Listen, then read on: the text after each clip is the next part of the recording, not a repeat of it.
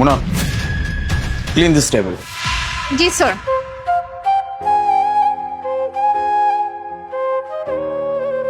শোন, তুই কি অন্য কাজ কর, আমি এটা ক্লিন করতেছি।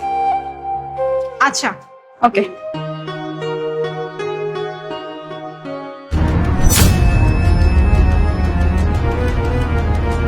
টাকা, এতগুলো টাকা! এই, তোর হাতে এতগুলো টাকা? দেখ না, এতগুলো টাকা। আমার কি মনে হচ্ছে জানিস, আমার মনে হচ্ছে ওই স্যার হয়তো ভুলেই টাকাটা ফেলে গেছে। হ্যাঁ, তুই ঠিক বলেছিস। আমার তো মনে হয় উনি এটা ভুলেই ফেলে গিয়েছে। আমাদের তো ওনাকে টাকাটা ব্যাক দিয়ে দেওয়া উচিত, তাই না? হ্যাঁ, তা তো অবশ্যই। এতগুলো টাকা বলে কথা। এক কাজ করে চল, তাকে টাকাটা ফেরত দিয়ে আসি। চল। আর টাকাগুলো কাউকে দিতে হবে না, টাকাগুলো আমার, আমাকে দাও। কিন্তু স্যার, এই টাকাগুলো তো উনি... আমাকে দাও। টাকাগুলো কেউ রেখে গেছে, তার মানে আমাকে দিয়ে গেছে টিপস। স্যার, এতগুলো টাকা কেউ টিপস দিবে না স্যার। স্যার, আমার মনে হচ্ছে ওই স্যার মনে হয় ভুলেই টাকাগুলো ফেলে গিয়েছে। আমাদের ওনাকে টাকাটা ব্যাক দিয়ে দেওয়া উচিত। যত যাই বলো না কেন তোমরা দুজন, টাকাগুলো যেহেতু রেখে গেছে তার মানে টিপস, আর এই টিপস আমাকে দিয়ে গেছে। কিন্তু স্যার, টিপস দিলে তো সেটা রেস্টুরেন্টের ওয়েটাররা পায়, তাই না? এই টাকা তো তাহলে আমরা পাবো। ভালো, এই রেস্টুরেন্টের ম্যানেজার আমি। টিপস কে পাবে না পাবে এটা ডিসাইড করবো আমি, তোমরা না। স্যার, এটা কিন্তু অন্যায় হয়ে যাচ্ছে আমাদের প্রতি। তোমরা এখন দুজন আমাকে ন্যায় আর অন্যায় শিখাবা, তাই না? আচ্ছা, এক কাজ করো, নাও তুমি 500 রাখো, তুমি 500 রাখো। যাও, দুজন এখন নিজেদের কাজ করো, যাও।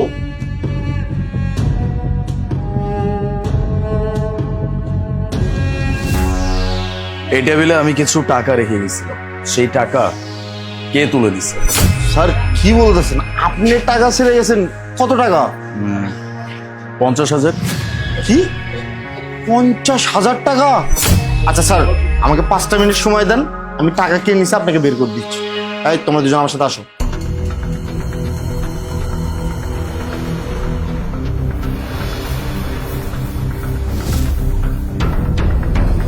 এই শোনো, তোমাদেরকে 500 করে টাকা দিলাম না, টাকাগুলো দাও।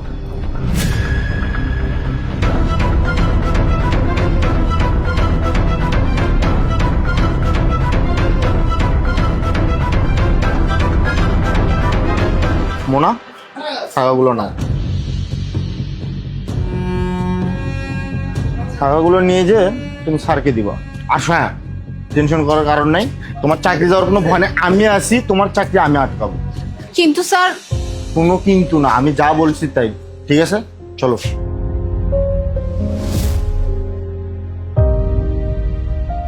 এতে স্যার, আসলে টাকাটা মোনা নিছিল, স্যার বুঝতে পারে না আসলে।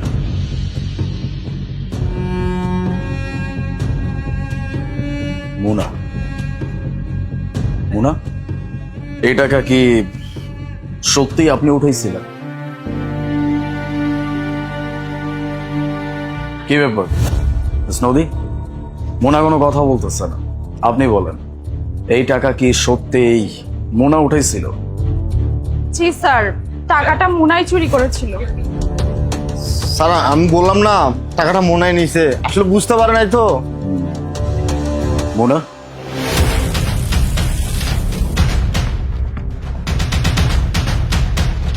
কি অবাক লাগতেছে? আচ্ছা, আমাকে একটা কথা বলেন, মোনার পরিচয় সম্পর্কে আপনারা কি জানেন?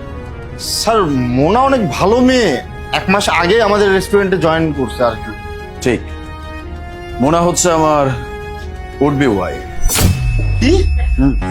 যা শুনছেন একদম ঠিক শুনছেন, মোনা আমার উড বি ওয়াইফ, যাকে কিনা এই রেস্টুরেন্টে আমি 1 মাস আগে জয়েন করাইছি, শুধুমাত্র এই রেস্টুরেন্টের স্টাফ মানে আপনাদেরকে চেক করার জন্য। এক্স্যাক্টলি, ও এতক্ষণ যেটা বলল এটাই সত্যি। গত 1 মাস আগে আসলে এই প্ল্যানটা নিয়ে আমি এখানে জয়েন করেছি, শুধুমাত্র এইটা দেখার জন্য যে এই রেস্টুরেন্ট এমপ্লয়িগুলো আসলে কেমন, কতটুকু লয়াল, কতটুকু অনেস্ট। কিন্তু আমি জাস্ট অবাক হয়ে গেলাম, সামান্য কিছু টাকার লোভ আপনারা সামলাতে পারলেন না।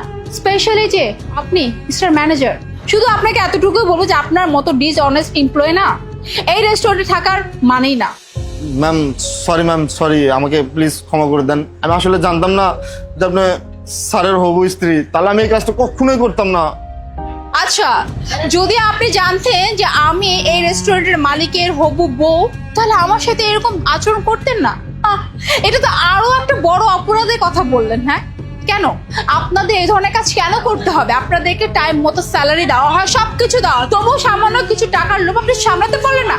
এনিওয়ে, আপনাকে এই রেস্টুরেন্টে কোনোভাবেই রাখা যাবে না। আপনি বেবি শুনতে পান নাই যে ও কি বলছে? Leave sir out.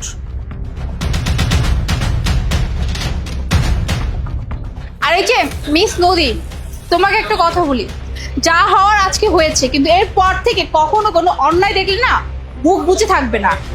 I am sorry ma'am, আসলে আমি জানতাম না আপনি স্যারের ওয়াইফ। প্লিজ আমাকে ক্ষমা করে দিন। যাও নিজে কাজ করো।